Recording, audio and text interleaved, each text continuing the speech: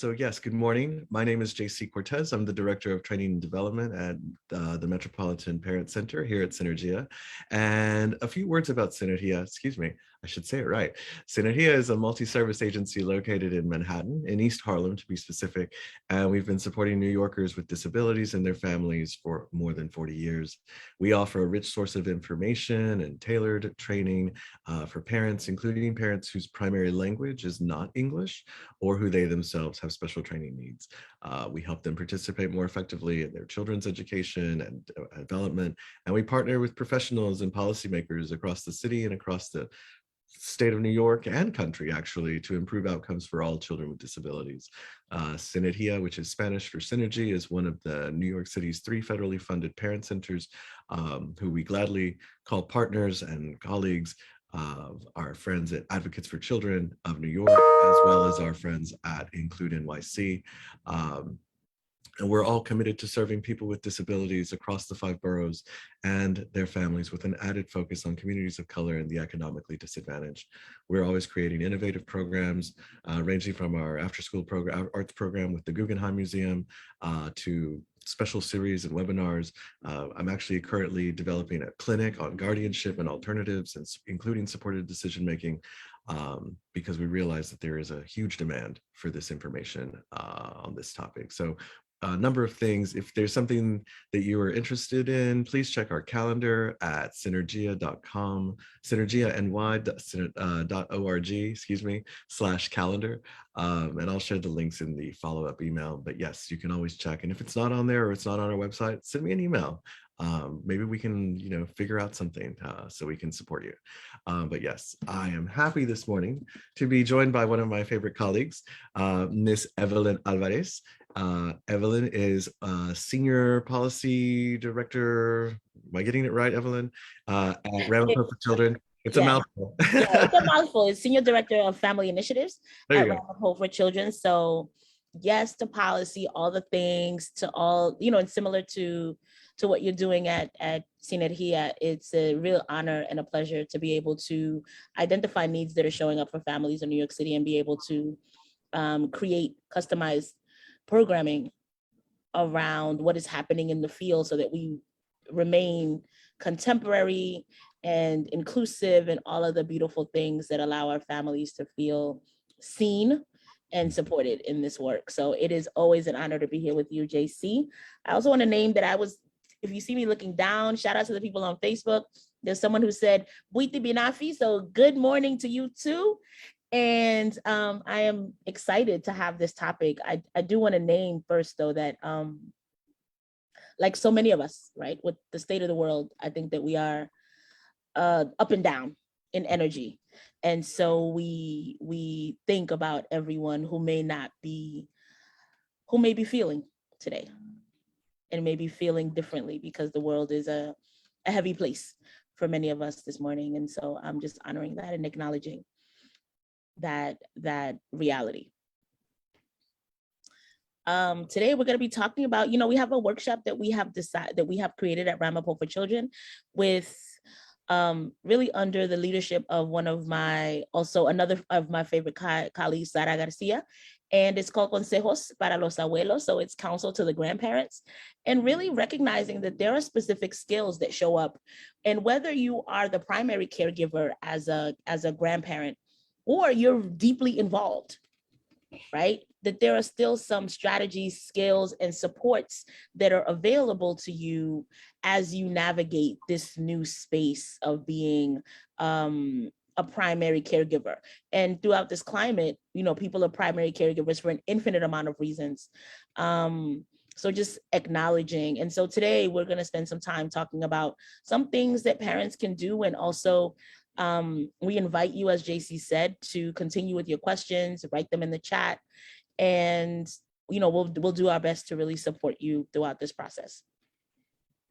I am going to share my screen, and I want to name, right, that I always joke that I have like 98,000 tabs open, but I created a whole new one for y'all so that no one gets triggered, because there often are people that are like, You have 70 tabs open. And I'm like, yes, I do. Yes. Right. So I'm going to go right into and I'm going to go in and out of the screen share, because I do think that with sensitive topics that it's really nice to just be able to have the conversation and chat. But I do want, in the event that someone feels like they want to take a picture of it, then it always is a nice option to have that as well. Oh wait, I'm going to need to be able to share my screen. No, I don't have to really. There's also that. What do you think, JC? Up to you. All right. So then I'm going to I need to have access. Oh, yes. Let me give you some magic access. Much appreciated. All right. Oh, I really have access now. I got the juice now. So here I'm going to go right into this. And so I am Evelyn Alvarez from Ramapo for Children. And so before I get started into like the fullness of our workshop, I want to give you a little bit of information about Ramapo. This is our 100th year, which is pretty awesome. And so, woohoo! Yes. Ramapo started off as a camp. And it's a camp that still runs in Rhinebeck, New York, which is about 2 hours away from the city, with the goal of supporting children who have disabilities over summer. And we are, and about 25 years ago or so, they kind of realized like, wow, we have a lot of skills, like we've developed some skills, we've learned some things, and it will be helpful for us to also be able to offer those skills in different capacities and in different communities. And so Ramapo Training was born. So Ramapo Training currently has 3 major arms, if you will. One is our school-based programming, where a lot of my colleagues and myself go in to do support school staff on a regular basis to be able to incorporate things like restorative justice, coaching for educators, things of that nature. We have an out-of-school time program where my colleagues go into different after-school programs primarily and really support in being able to create robust out-of-school time learning experiences and supporting staff. And then we have our family initiatives that also work very closely with our early childhood initiatives. And so with that, we get to really create unique programming around the needs that show up for parents and caregivers in New York City, as well as specific and unique programming for the parents and caregivers of children that are in early childhood programs, anywhere from home-based daycares to pre-K centers. And so here today, we're just really fundamentally, our goal is always to share strategies that help families connect, right? And one of the things that we'll name in a little bit is that you get to define how it is that you have a family, right? Your family is how you define it is a really beautiful thing that we get to be in choice about how we want to be family with one another and how we want to incorporate and show up for each other. And then really thinking about just fundamentally brainstorming ideas for establishing helpful routines. And the reason why we really want to streamline it is because sometimes, you get so much information when you are in the need. People are like, do this, do this, do this, do this. And so our invitation is like for you to be the decision maker about when more is not more. Right? Sometimes you're like, let me stop right now and let me think about some things that I can incorporate into my life. Because in this capacity, right, for example, when we have caregivers or grandparents as caregivers, it's quite the shift. Something has changed. And so as a result, it can feel very overwhelming. And our goal is to be supportive and not to add to your overwhelm. So, really quickly, we're going to talk about Ramapo, which we already did. Whoop, whoop. I'm going to give you a quick introduction to our framework, and then we're going to talk about ideas and strategies. And we invite you also to ask questions or to share comments throughout the course of this workshop, just as they come up for you. And so first, I wanted to say, yay, caregivers. Woo! Caregivers rock, right? And also that, like, you're adding something, right? And I think that that's a really important perspective and foundational thought that for caregivers, often when something has changed, we're invited and almost encouraged to look at things from a deficit lens, which really does impact the experience that everyone is having. And so I know for myself, like I am so grateful that caregivers are there, right? That we are able to expand and to love on each other in ways that feel meaningful and necessary when we need them. And so through Ramapo, this is kind of our basic model, right? We fundamentally believe that the role of a caring person to another caring person is to meet needs and to teach skills, right? And the needs can be as general as you're thirsty, let me get you some water, right? And the skills can be as complex as learning a dance on TikTok with your grandchildren, right? So there are lots of different things that you could be doing, that we are exchanging skills.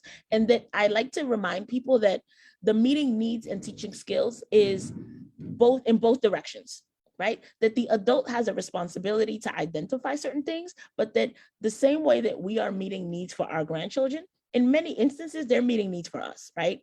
In many ways that we're teaching skills, we're also learning skills. And so it's a mutual exchange of information, affection, and all the things.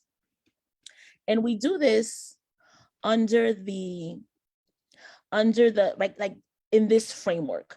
And so, we'll see here in the blue box, you'll see that we talk about building community through relationships, role modeling, and self-care. And so, we've recently added self-care because, quite frankly, if as a caregiver, you're not taking care of yourself in ways that matter, it really does render you less able to optimally meet the needs as they show up for anyone else, right? And so we're building that community through the relationship that you may have with your grandchildren, the relationship that you may develop with their educators, right? We are role modeling things on how to be. So I always joke with parents when we do workshops that I'm like, if you want to hear what you sound like when you're upset, listen to your children argue. Because almost always, at least one of them will sound almost identical to the way that you sound. And the bigger piece of that is that very often that's the one that we're like, ¿dónde es que tú aprendiste eso?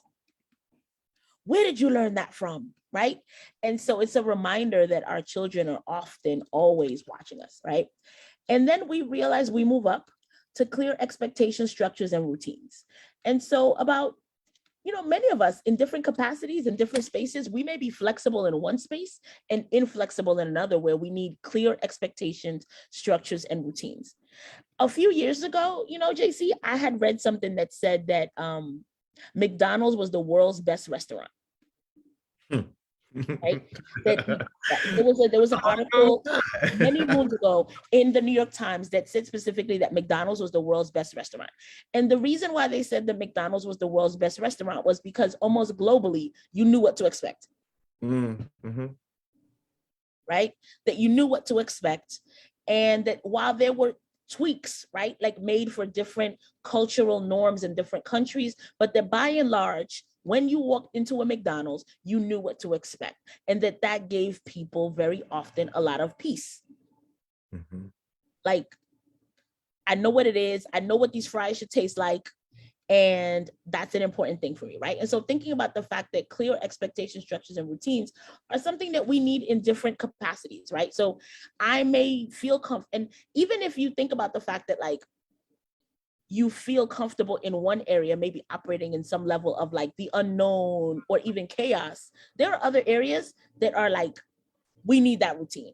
So for instance, I might not know what time dinner is, but I know that I go to bed at 11. Right? Like that's a routine. I may not know what time I go to sleep, but I get up at 6 no matter what. Is anyone like that? Like when you have that moment where like your body just kind of like ups, like no matter how fatigued you are, no matter what has happened, your body is like, it has that routine, that expectation that you're going to kind of get up, right? I know that my day gets started after I take my first sip of Bustelo, period, right? Like that's a routine, an expectation for me. So just thinking about all the things that we have as clear expectation structures and routines, and that when we have relationships with other people, in order to also optimize or to keep the relationships peaceful, we have to communicate that. Right? This is what I need. This is what you may need. This is what I'm experiencing it. And then, about, a percentage of our people at any given time need for us to adapt for their individual needs. right? And adapting for that individual need can often show up as needs for people with disabilities, but quite frankly, we all have unique needs that show up. And so for people who love us, care for us, they learn to adapt to our individual need in a way of learning how to also navigate the relationship. And so this can look like, oh, I can't give this person bananas, right? To my teenage grandchild is vegan now. So I may want to learn how to make a couple of vegan meals, right? Or something along those lines. For some reason, that's something that has been coming up quite a bit lately with like dietary changes in families. And so just recognizing that that's, for example, a very like a contemporary adaptation. It also makes it a lot easier because our options for food are maybe broader than they were even a few years ago. So even for people who have different dietary needs, you can make different adaptations with more ease. And then the last part is really reflecting, repairing, and reflecting, responding, and repairing. And so the reality is that as a human being, we're going to have conflict. We're going to have conflict with people that we care for deeply. In fact, we sometimes have conflict with ourselves. Anyone else? Right? Where your conflict can be as mild as, oh, I don't want to wake up again. Like, oh, like, why? Alarm. I hate this. Right?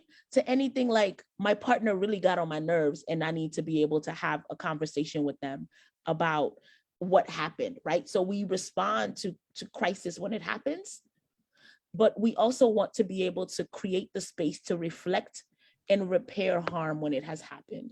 And so for many caregivers who are in a space of recently being caregivers, you are in response mode, or you've responded to the crisis without often being able to also offer support in the realm of reflecting and continuing to repair.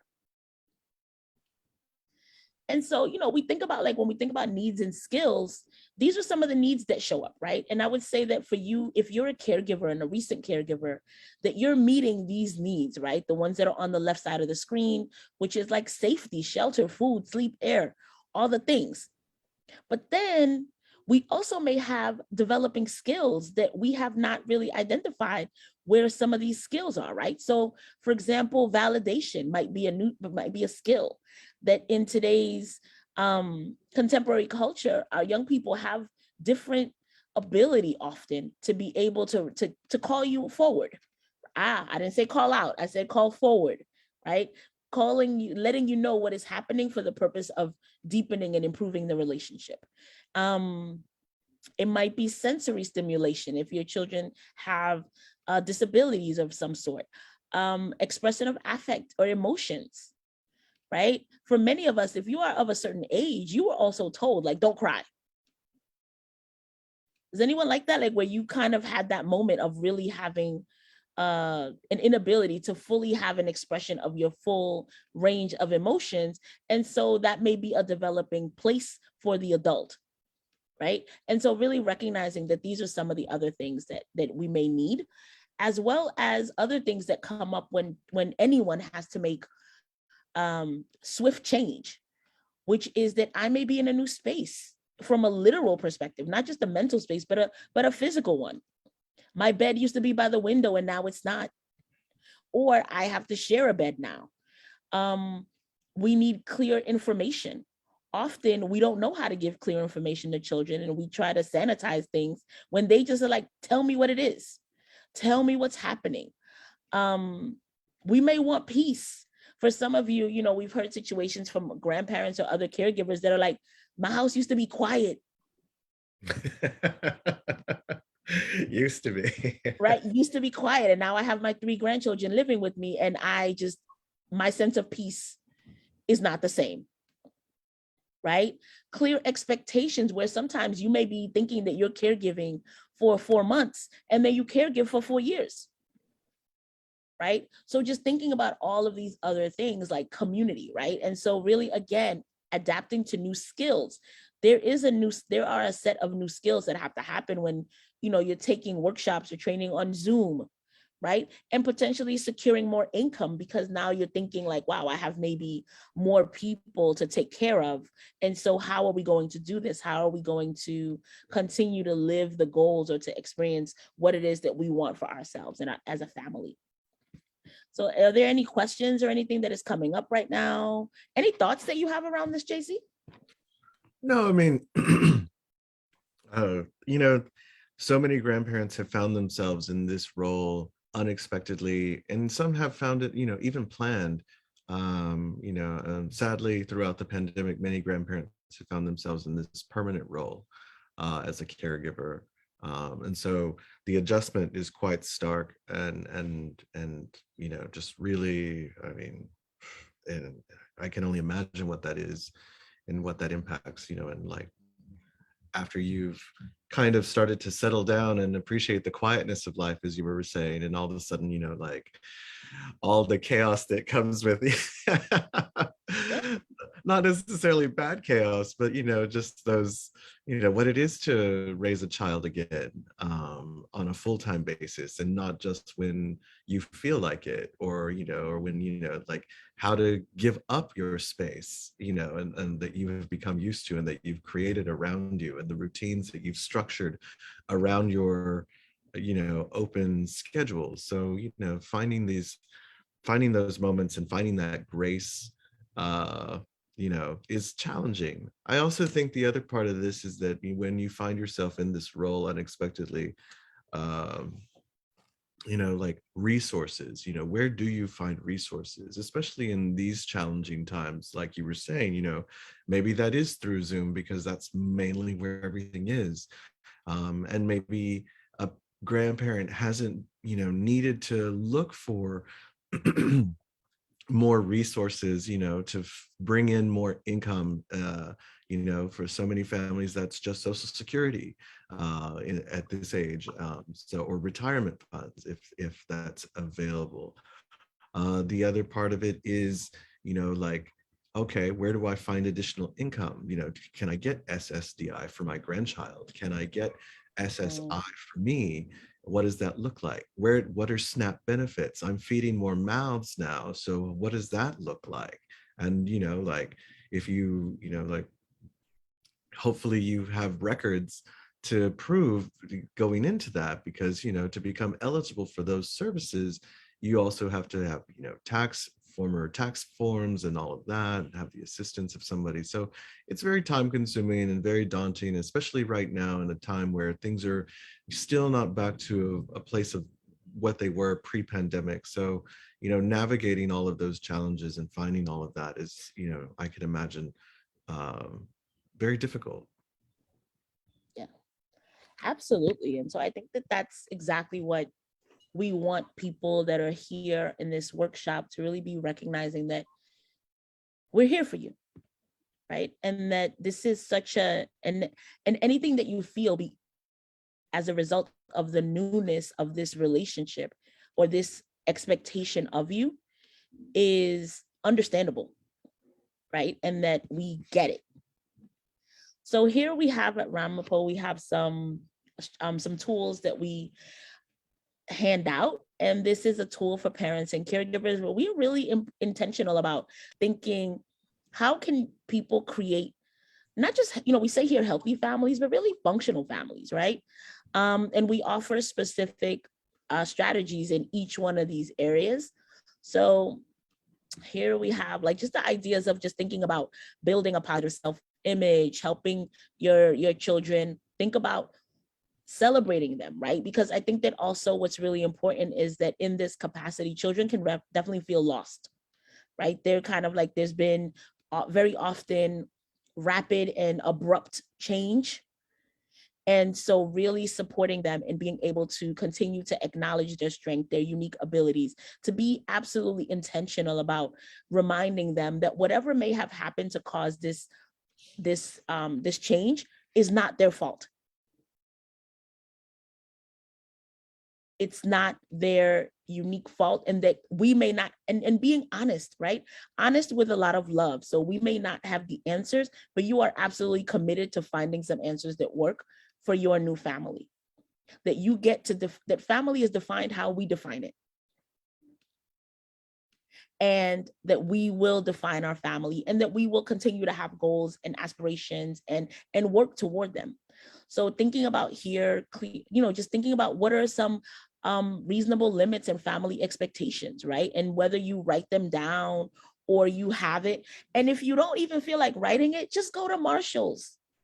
If you go to like Marshall's, TJ Maxx, Burlington, any of those stores, they often have those those frames that say like, in this house, we forgive each other. We love one another. We say thank you, right? And think about those types of things that you really want to, for everyone's benefit, have visuals that reflect your life as being magical and valuable and important. I think that that's such a beautiful intentionality to have. You also want to really like do number 4, establish routines and procedures. What works for you, right?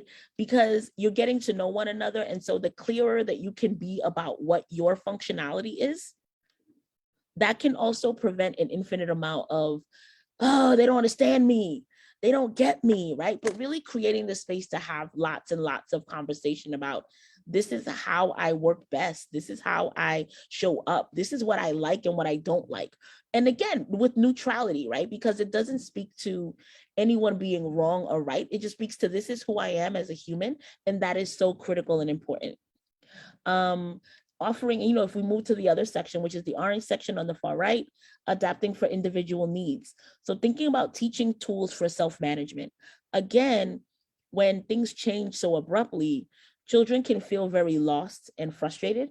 And so really being able to create tools for having your child have an outlet for what may be happening. And also you may need one too, right? So really, whether that looks like talk therapy, journaling, just spending time in silence, just to kind of like regroup. All of these things can be really helpful to manage stress, because stress will absolutely show up.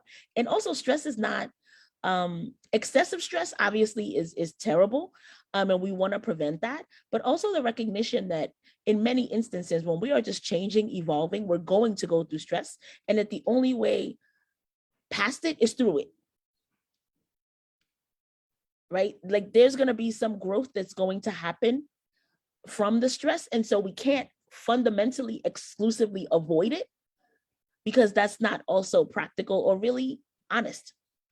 And then maybe meeting, if necessary, meeting sensory needs, or thinking about certain things that soothe, and recognizing that what we may have historically considered soothing may not be soothing for that particular person. So just really being able to customize certain things to be able to support your grandchildren or the people that you're caretaking for. So we have some strategies here for the, for just the process of what is happening, right? When shifts occur. And so the first thing is to just acknowledge the newness of the relationship. So for instance, if you were a caregiver and you're a grandparent, for instance, and you were grandparenting and all of a sudden you become the primary caregiver, that's still a new relationship, because you may have had an opportunity, or it may be an opportunity that you may have had to drop the kids off with their parent, with their birth parent, and then go home and watch a novela. Right? And now things have definitely shifted. So you want to be able to show respect for feelings and acknowledge your own feelings of frustration, fear, and the unknown, which means that they may, we've mentioned a couple times before now that the children may be feeling feelings of frustration, fear, and the unknown, and so might you.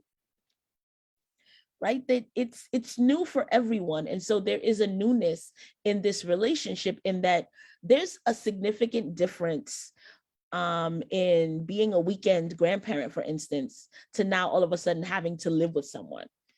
It's right. It's similar to when you start dating someone and you're like, oh, we went out for a day. Like, this is cute, but when you move in with someone, very often you're like, this person gets on my last nerve. And it's my grandkid. Oh my goodness. Right. And it's your grandkid, right? And I love them, but I also, some things that may be tolerable in small doses become less tolerable when the dose is not so small. So just thinking about certain things that are really important to acknowledge, right? And be vocal and consistent in your efforts to heal and confront those fears, right? So, kind of give yourself mantras like, I am learning, we are learning each other. I am learning, right? We're both learning. Being clear when sometimes you might have a moment that you snap at someone, and just kind of being able to regroup and say, oh, I shouldn't have done that. Right? Or for that matter, be clear when the child may snap at you. Right? And have deep understanding of what it is where that feeling may be coming from. And protect yourself by training yourself and being able to ask questions. So one of my colleagues always says, Brett, he always says, we have to lead with curiosity. Mm-hmm. Right? And so even thinking about when you ask questions, like leading with legit curiosity. So as opposed to, what did you say? Right? So it's like, it's not just the question, it's also the tone that leads to real curiosity. And so like, what's up with that? I saw that you were trying to, you were yelling at your sister. We don't yell here. Something along those lines. One thing to add to this is, like, whenever you're going to ask a child a question, don't ask yes or no questions. Try and avoid those at all costs. Unless it's something you really need to know a yes or no to, try and avoid that. Ask open-ended questions. Not, Evelyn, do you feel good or not? Yes or no. Hey, Evelyn, how are you feeling? What did that make you go through? What came through your mind? Like, and then just listen. Let them fill the space. Don't fill it in for them, because kids want to say a lot. If we give them the opportunity, they want to say a lot, and we need to listen. So often, like, and I know, and I'm only going to share my experience on this. I have no idea if it's anyone else's, but my parents, Mexican American parents, it was always like, what did you say? Did I say this? Did you think I said this? It was a lot of rhetorical questions. It was never a moment for me to like really even say anything. It was just like, yes, yes, yes.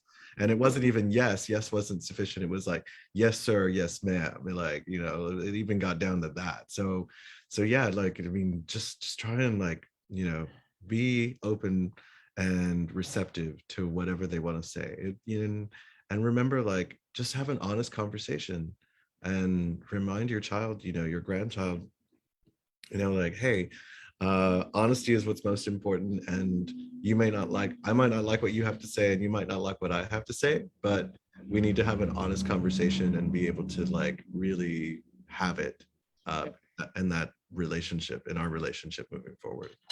Absolutely. And to your point, JC, the ability to be able to say that is a skill, right? The ability to be confident and feel safe with your thoughts is a skill. The ability to listen to someone as they tell you the fullness of their truth is a skill. Because for many of us that were old school, like, we developed the skill of figuring out, of identifying early what we had to say that adults needed to listen to, that adults wanted to hear. But what that left us with is a generation of people that really didn't have, in many instances, authentic relationships. Because the relationship that is built on the compliance of one person is not an authentic relationship. And our goal here is to be able to create and develop and support people in creating and developing authentic relationships where we don't have to like what is being said in order for it to have value. We don't even have to agree. Absolutely. I couldn't agree more, honestly. And so being able to be clear about that is so important. Also, just a reminder that remind your children that they are way more than the worst that has happened to them. Right? As a restorative justice practitioner and coach, like, that's one thing that we say all the time. You are not the worst of what you've done. You are not the worst of what you have experienced. And so that is a foundational piece of because if something has happened that stands to almost break us as a family, as a community, right? We have to be really clear with the support and the rebuilding of people, right? And that your life is not defined because, for instance, you may have lost a parent at a very young age. It is not defined by where you live. It is defined by the things that you do and the choices that you make. And so it's such an opportunity to really rebuild confidence and hopes and dreams. And I know that in some instances, some people may be like, that sounds so hokey, but it is absolutely what we have at our disposal, right? To be able to be intentional and consistent. And it's no different than when you tell someone, I love you, I see you, right? And how valuable that is. And if you're in a relationship where someone tells you that they love you very often, when they don't tell you, you realize it. You're like, you didn't say. You didn't say it back. That's a bitter pill to swallow. It is, isn't it? It's like, so, just recognizing that consistency with care and affection can make people feel so, it's a foundational piece to how it is that we live our lives and how powerful it is to go into the world knowing that you are cared for and loved. Yeah. And I mean, when to Evelyn's point earlier, about the importance of having routines and the importance of consistency, like these children, no matter how they got to you, they're still longing for certain things, and they might be healing from a lot of things too. A broken home, recently deceased parent, like living bi-coastally, living in a different country, being disconnected from family. And then, and those are just the things that they're going on through their own lives on their own without having to go to school and be subjected to what's going on in a school environment as well. So, like those things that you provide in terms of consistency and routine are going to be so supportive and healing for that child, because they know like, this is what I can always count on. And these are the things that I can rely on as they're rebuilding, and you're helping them rebuild their own lives. Right. And acknowledging all the things that may have happened, right? Like, JC, you bring up another, just another set of challenges, right? We may be thinking about illness, about incarceration, about immigration, right? These are all things that impact. And so again, supporting that child and being, or those children, and being consistent, because there are lots of feelings that come up: frustration, fear, guilt. A lot of feelings that they may not understand yet. Exactly. And that might manifest in different behaviors that we find unacceptable or inappropriate, but they're still like, we got to remember that behavior is communication at the end of the day. Absolutely. And we may not understand what that is, but we have to find out. Yep. And that's our job, which is a big one. And we don't want to minimize the idea that this is a lot of effort and work, and that on the front end, it will feel overwhelming, because it is. It very well might be, right? For many of us also, even if you are doing a dance, for instance, where you may have lived in a multi-generational household. And so grandparents are also navigating, like, when do I step back so that I don't kind of cross boundaries with my children, or with my in-laws, for instance, or something along those lines, or my children's partners. So we're going to move on and think about the fact that you want to be clear when challenges happen. Be able to say things like, I love you, but I don't like what you did, and this is why we need to be more careful, more honest, more whatever it is. And be clear by saying, like, we're learning together. Really, like, we are always in the process of learning together, and we're defining our family our own way. Because, and I really want to be intentional around that. Like, I've been giving that a lot of thought. So you'll hear me say that again and again, because I realized that, for example, in my own life, like when I split from my son's dad, there was a long time where I didn't see us as a family. I saw us as broken. And so as a result, there were a lot of deposits into our foundation and stability that I didn't make, because I kept seeing, I had a lens of us being like, oh, we're broken, right? Like, I didn't even want to do things like take pictures. You know, when you have a family picture and you take it and you put it up on the wall, like in my mind, I had not seen us as an entire unit. And so for that time, there was just like, I was kind of going through the motions, but not really giving myself that opportunity to really see us as an entire whole and complete unit. And so the way that my life opened up when I was able to really define us as a family, that a family did not have to be the traditional nuclear unit that I had been raised to think that a family was, but a family are people who choose to be together and love each other. Right? So a group of friends is absolutely can be family, right? That you can be family, and that for many of us, we may be caregiving for people that we are not biologically related to, but that doesn't take away from the idea that we absolutely are family, and that we get to define family and our collective goals in our unique way. Right? The next one is to do not put down or disparage their parent. You might be pissed off. You might be upset. You might really have rage in your spirit, right? For that parent. And that is like, that's just very real, right? I'm sure that both JC and I have had situations where we've offered counsel to people who are so angry and bitter by having to do this, that it almost at times renders them unable to actually see the possibility and opportunities, because they're just so upset. Yeah. Right.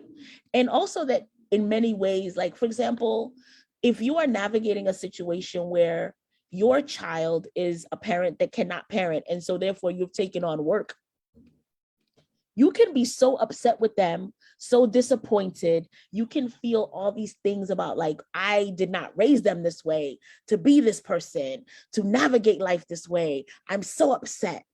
That can really render you incapable of experiencing the opportunity that you get to really like love up on your grandchild in this specific way.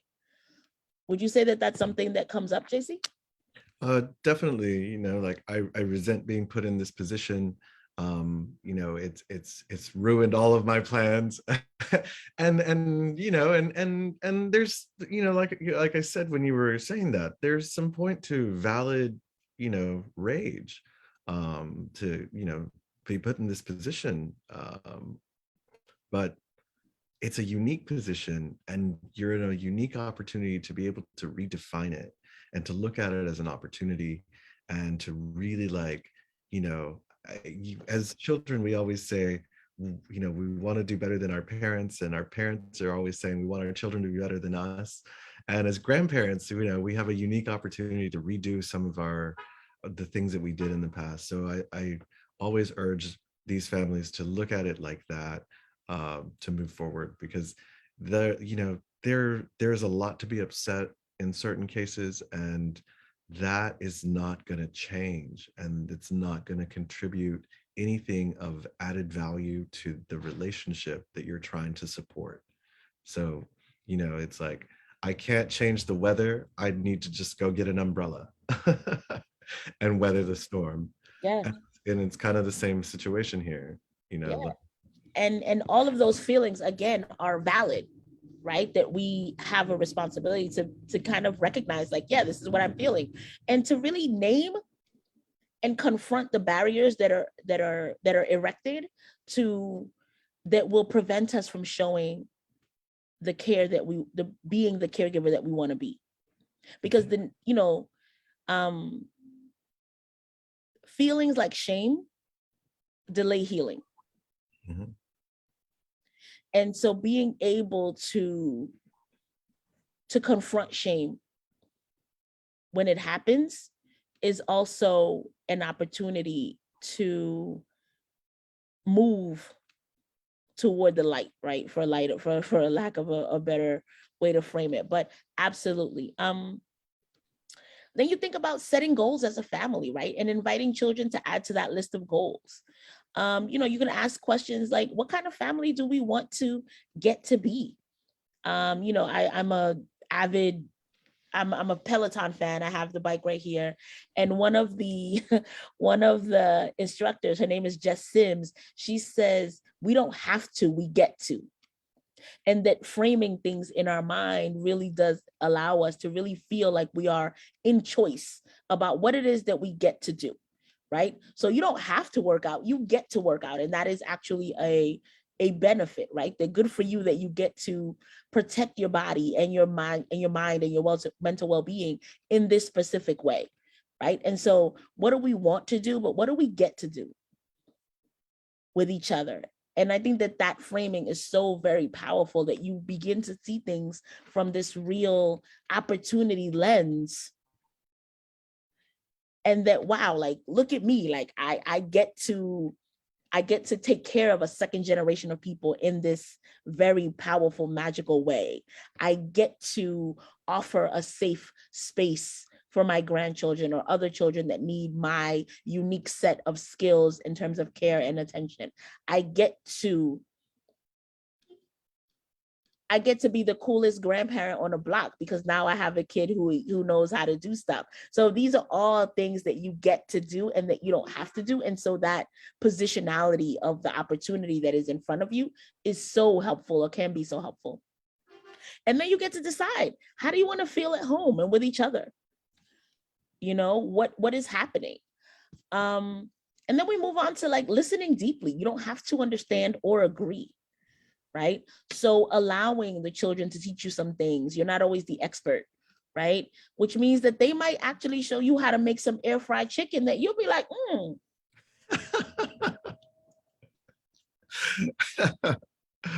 What do you mean I don't have to use oil? Right. Like, you're like, what? My son loves showing me like TikTok hacks. Oh, wow. So there was one, right, that apparently came out recently where you and it was an older person, but he saw it on TikTok, so therefore it came directly from him. But it's like you take your garbage bag and you like smooth it. Because you know how typically many of us, we take the garbage bag and then we go like this, and then it opens up, so it's a puff, and then you gotta like put your hands all in the thing. But if you actually smooth it out so it looks kind of like a long umbrella, and then you put it in the garbage can and then you just open it, it's like a 2-second job. And I was like, wait, I have been avoiding changing the garbage bag for years because that part I was always like, oh, I gotta fix it in the garbage can. It was like, poof, like it was such a transformational, almost always, at least one of them. Whoops. Is that me? Oh, it was such a transformational hack that I could not believe. But these are some of the things that our young people have access to, right? They can teach us things. And so that's such an important, we got to remain coachable and teachable in both directions. I want to uplift some comments in the Facebook from our parent, Yashka Anisa Dolmo. So earlier, when we were talking about coffee, and you were talking about your Bustelo, they were saying they haven't had their Oro Cafe yet and feel off routine as well. Yeah. Stealing that umbrella quote, go for it. And question, how can I follow up with either one of you to learn more about this and other topics? Maybe volunteer. You could volunteer, that's certainly an option. You will provide our contact information at the end of the presentation and a follow-up email as well. Ramapo does a lot of good work and they're always providing workshops on a number of topics. We at Synergia, as I said in our introduction, are focused primarily on students with disabilities and supporting their parents. So if it's anything with disability and supporting and uplifting that, that's more of our focus. But Ramapo supports all children. So they also include the disability lens in their work.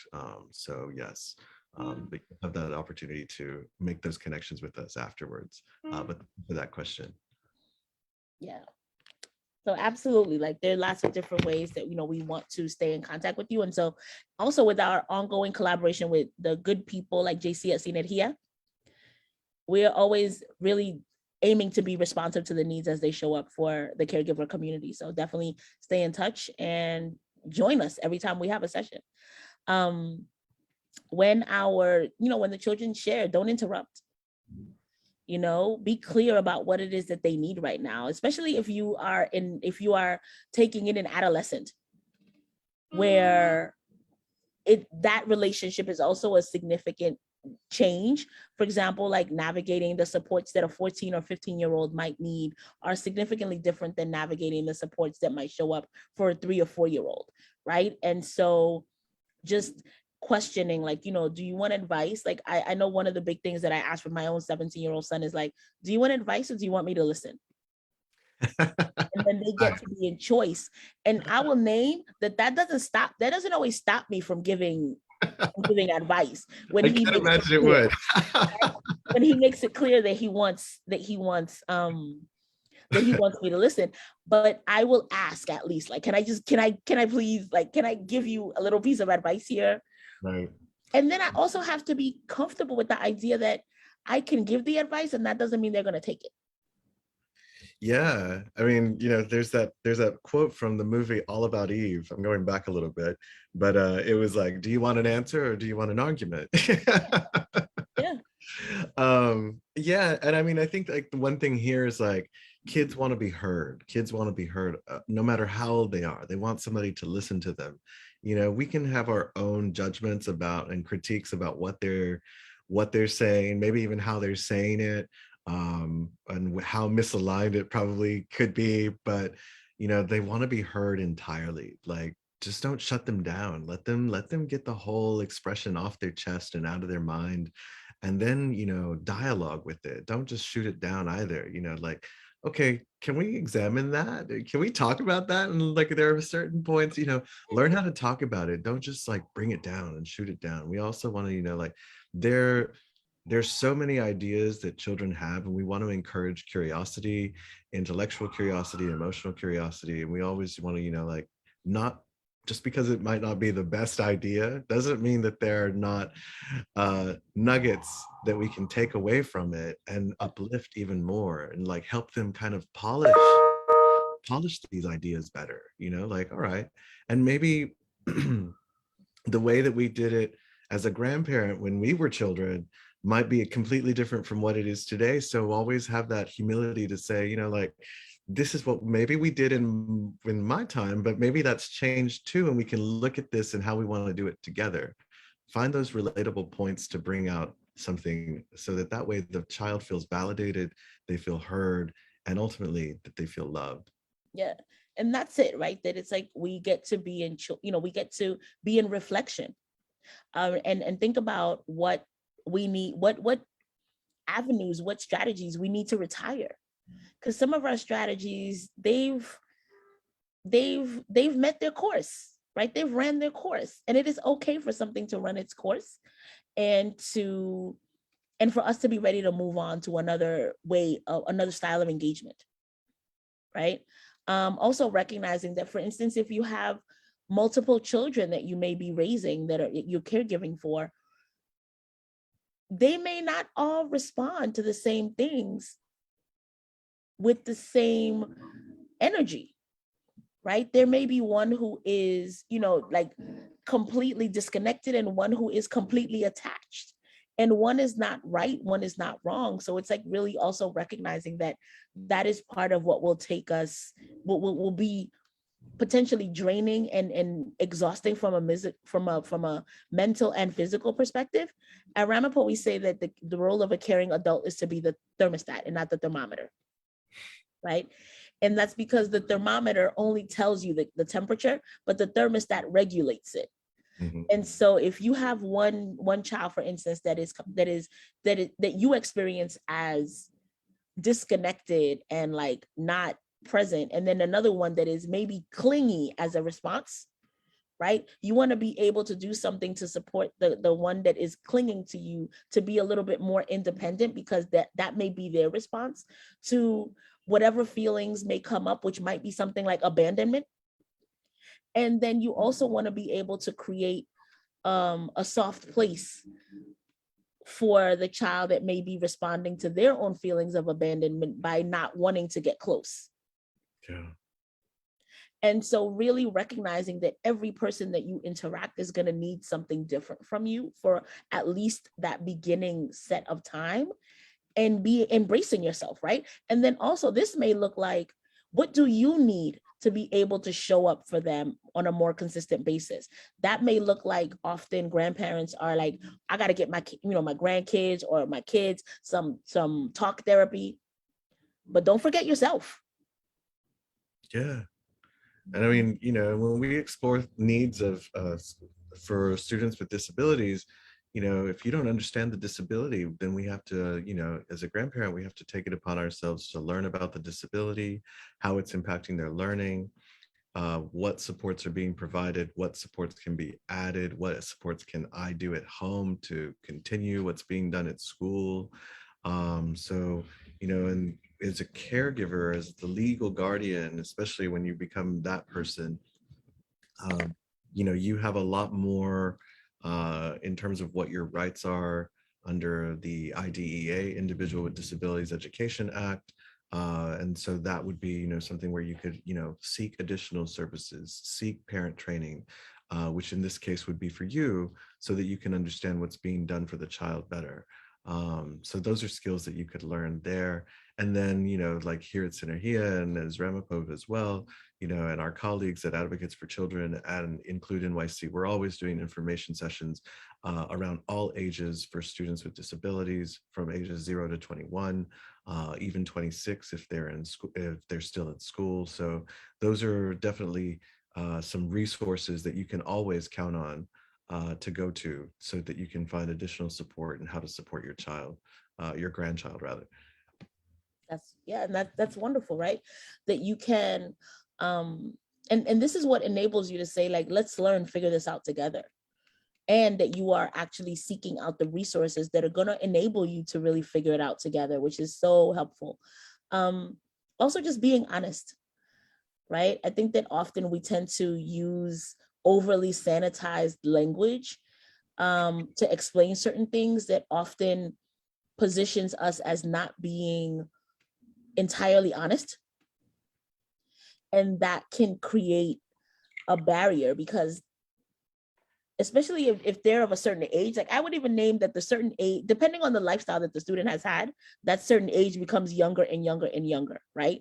Because we'll be like, oh, you don't know yet. But like a 12-year-old who's lived with a parent that has some level of crisis for some time probably has a lot of emotional intelligence, where you may not have to be brutally honest, but you can certainly be honest and say, things are rough right now. We're working on things and I'll keep you posted, but I don't want to, you don't have to lie in order to make somebody feel good, particularly if this is their life. Like, this is the experience that they're having. And so really being honest with compassion, right? Obviously using age appropriate language, and remembering that, and it may take some practice. I've heard of, caregivers that actually stand in front of the mirror and are like, all right, I need to talk to you about this. Like, this is what I need to say. I might even need to write down a couple of notes,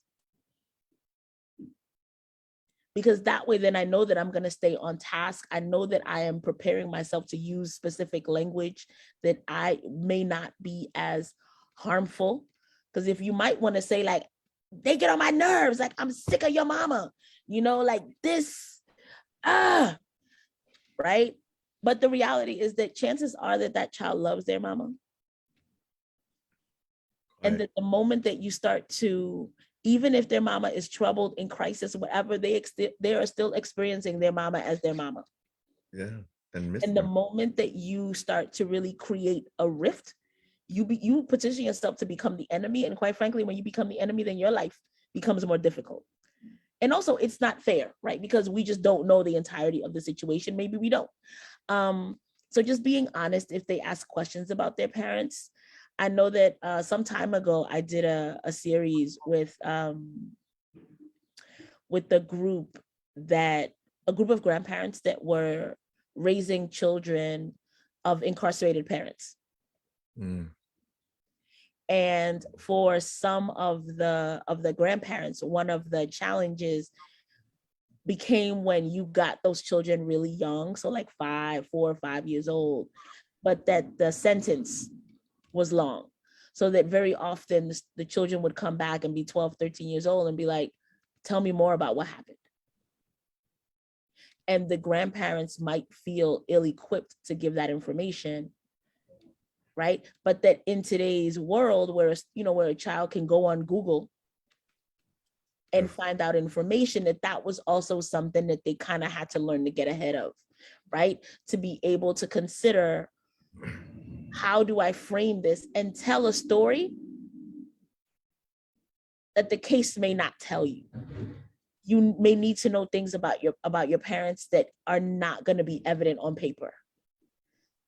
I need to complete this story for you so that you can also see the people from where you came with a lot of love. Because in our society, we're taught to be very binary. Some people are good, some people are bad. And we miss out on the opportunity that good people sometimes do less than wholesome things. And, people that we have clearly identified as bad, right, are there. The act may not define the person, right? My mom used to tell me in Spanish all the time. She used to say, nadie termina de ser bueno y nadie termina de ser malo. And that was always like an indicator of, the reality is that people that you experience as good may do things that you don't like. And the people that you experience as not so good may do things that you love. Oh, and Evelyn, what does that mean in English? Just so no one is all good. Essentially, the rough translation is no one is all good and no one is all bad.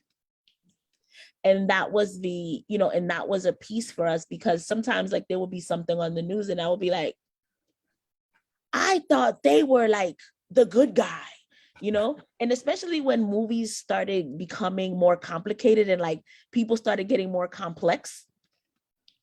So like the hero might also have a drinking problem or something along the line. And I couldn't conceptualize because I was looking at things from such a extreme binary, right?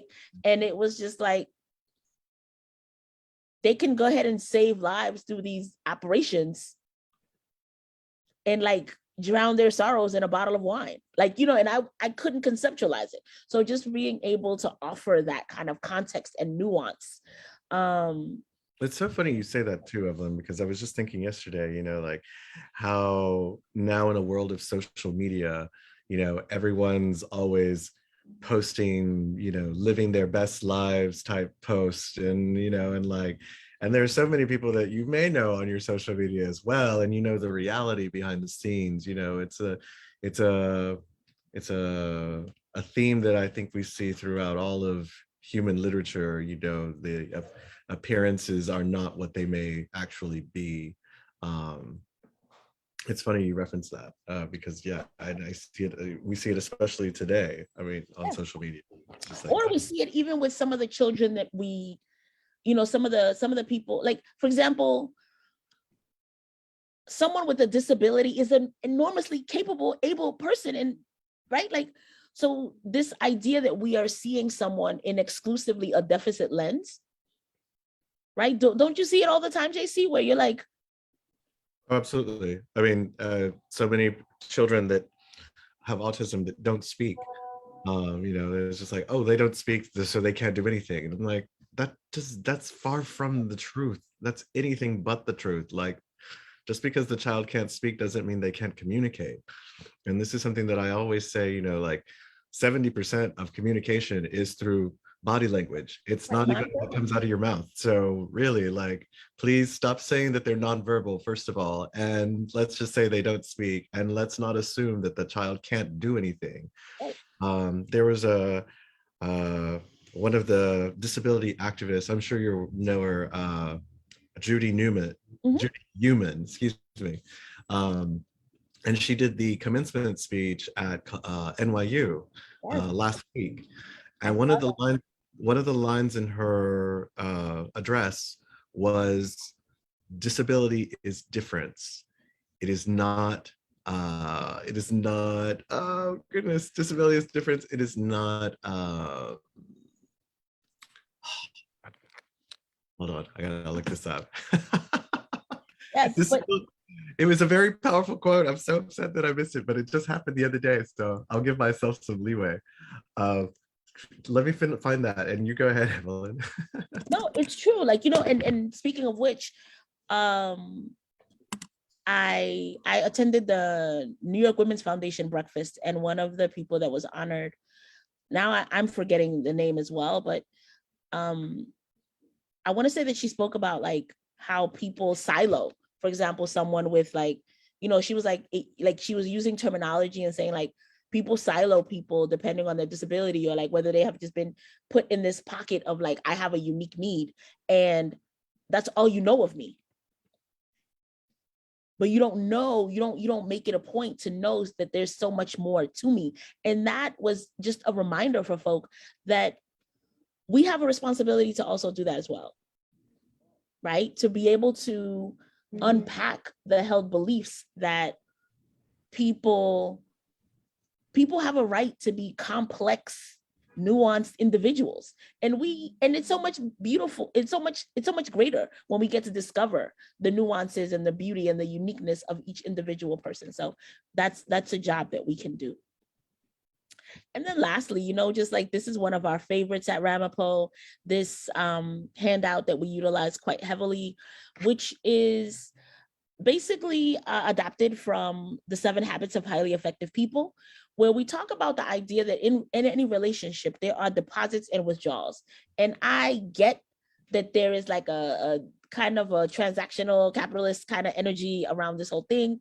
But the idea is that we make deposits and we make withdrawals, right? And withdrawals are kind of, you can't avoid them, meaning that there will often be some sort of misunderstanding. Someone will upset you. They might disappoint you, right? These are all withdrawals, but that when we are committed to making deposits in the relationship, that the withdrawals very often feel less stinging because we're willing to give grace to the person simply because of the nature of the deposits that they've made, right? And so those deposits may look like, my grandma doesn't let me down, like they've shown up for me, et cetera, right?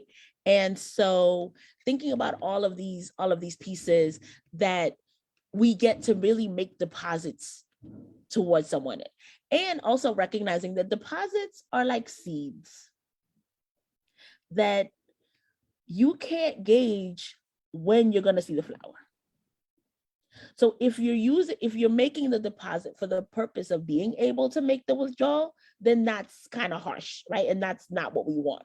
But really like the deposit because we're legitimately investing in someone's life, right? So you don't get to say, I brought you coffee this morning. Don't get upset when I yelled at you. That's not the way it works. Right. Right? That's not the way it works. But before, I just wanted you to make sure that you highlight the actual quote, JC, before we start.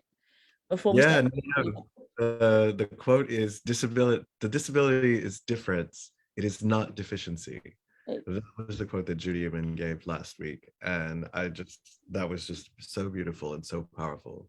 It was absolutely amazing. And so I'm grateful that also we are at this point now where we are including a myriad of folk, right, in terms of being able to give addresses, and that we are highlighting a variety of lived experiences that people have, because that's exactly what we need in order to also get us all on deck and on board to becoming the inclusive society that we say we want to be.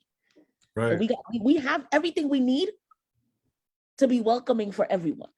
Well, and one of the things that was so grounding about her address, her commencement address, was that, at the very beginning, she reminds everyone that's alive at some point in their life has a high propensity and probability of becoming disabled, even if only temporarily, to become part of the disability community.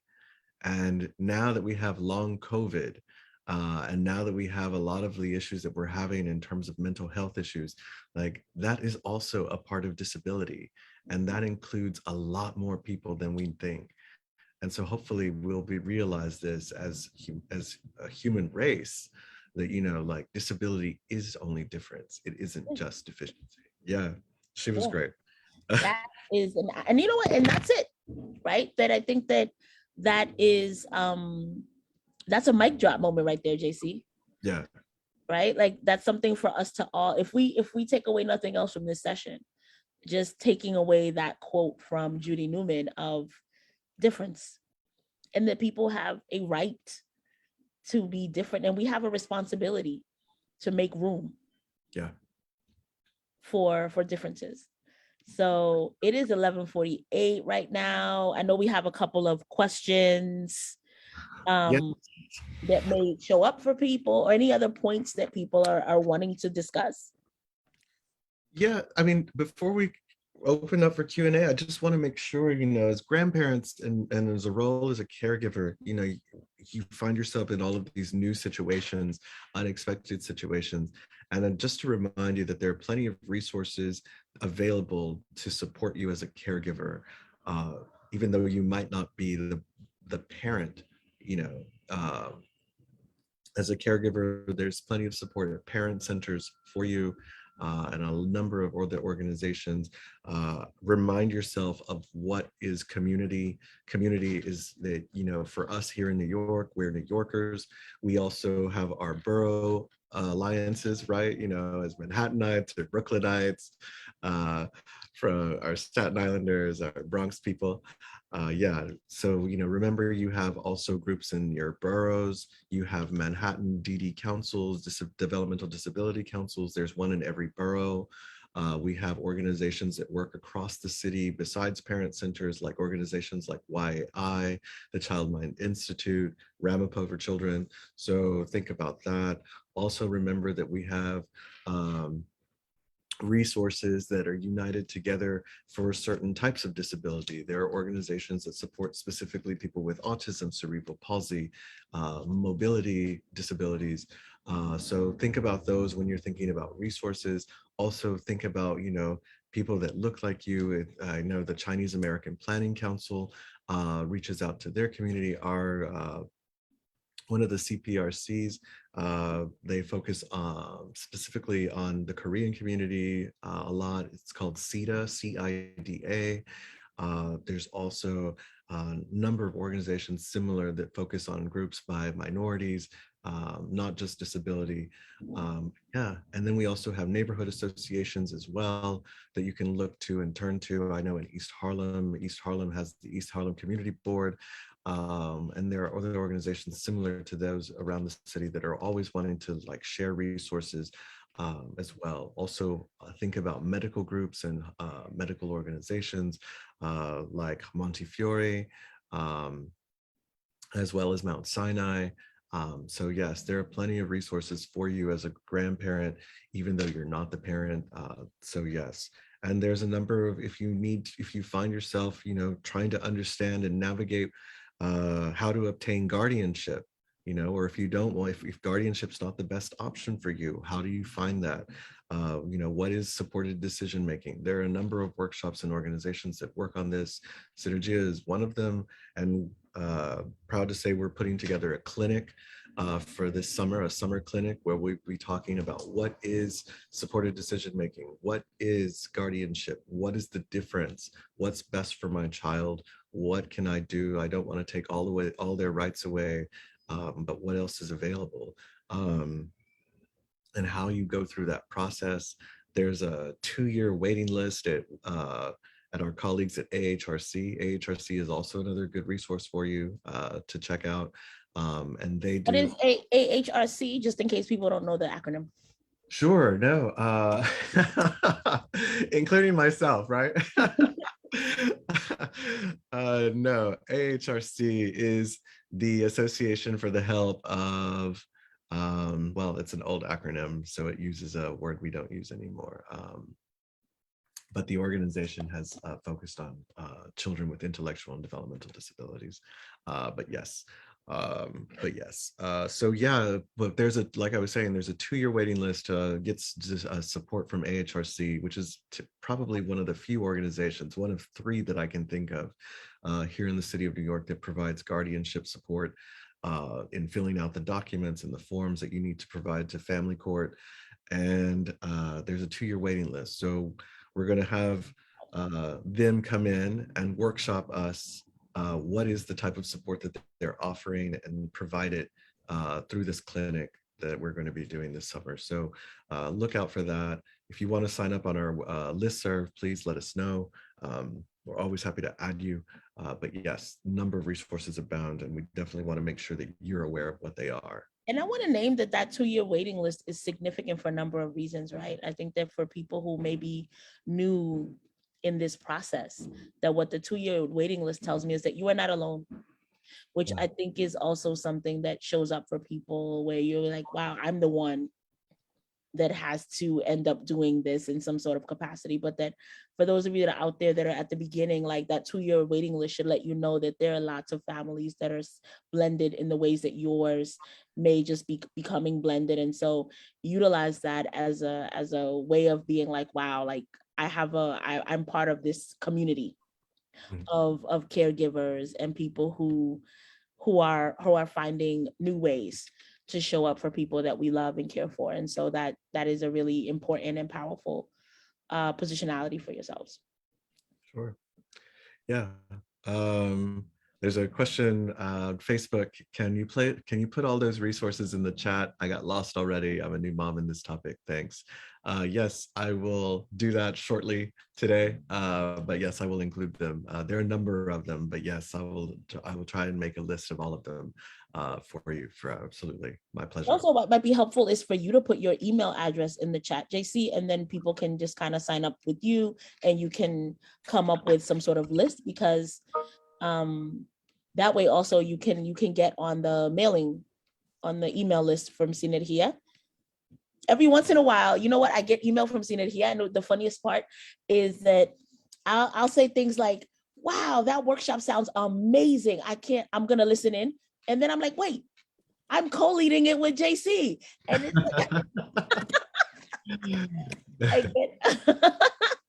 like, yesterday I was telling my partner, I was like, wow, look at this workshop. I was like, seeing that he is killing it. And then he goes, isn't that you? Is that your name? And I was like, oh yeah. I was like, that is us. So just recognizing that, you know, if you do that, then you can also stay in touch and be able to see what is happening. And let us know. I think that it's also really important for those of you that are here and are going to share this video or watch it later. If you're watching later, let us know what is happening in your lives, because I do know that the beautiful work that Sinergia and the programmatic partners like Include NYC are doing, it's so important to that they want to stay on the pulse, right? And from everything that I've experienced from all of the agencies, they are so dedicated and committed to being responsive to the needs of parents and caregivers in New York City as they arise, but they cannot be responsive to needs if they don't know what they are. Mm-hmm. So being able to have these firsthand accounts also places the possibility in the hands of the people that are most directly impacted. We're not waiting for like researchers to tell us. We're like, our people that we're communicating with on a regular basis are letting us know these things that are happening, and we are able to pivot and respond to them in real time, which I think is a really important piece. What do you think, JC? No, absolutely. I couldn't agree more with you. Just writing down this email. Yeah, so also, you know, like those are the things, but I just want to reiterate that for the purposes of recognition that you know, disability is not difference, it is deficiency, right? And that you know, wherever you land, you get to define what family means for yourselves and the people that you caregive for, right? And that you are in choice about the way that you show up, and that you don't have to, but you get to, right? And all of these